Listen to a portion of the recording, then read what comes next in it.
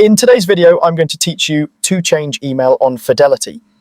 If you've recently switched email addresses or just want to use a different one for your Fidelity communications, updating it only takes a moment. Before you start, make sure you can access the new email inbox on the same device or nearby, since you'll likely need to verify the change with a one-time passcode.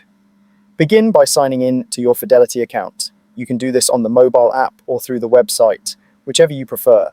Use your usual login credentials and complete any security prompts you normally see. Once you're in, head to the main menu and go directly to Profile. This is where Fidelity keeps your core account details and settings. From there, navigate to Account and Settings, then open Personal Information. This section contains your contact details, including the email address currently associated with your account.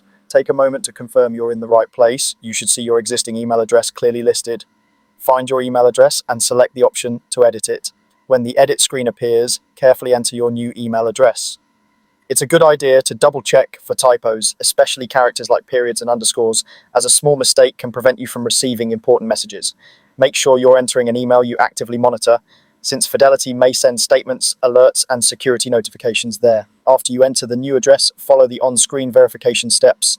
Fidelity may send a one-time passcode to your new email to confirm it belongs to you. Keep the Fidelity screen open, switch to your email inbox, and look for the message with the code. If it doesn't arrive right away, give it a minute or two and check your spam or junk folder. When the code appears, return to Fidelity and enter it exactly as shown.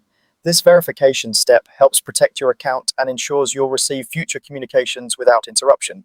Once your code is accepted, save your changes. You should see a confirmation that your email address has been updated. In some cases, you may also receive a confirmation email to both your old and new addresses, which is normal and simply confirms the change went through. That's it. Your email address is now successfully updated.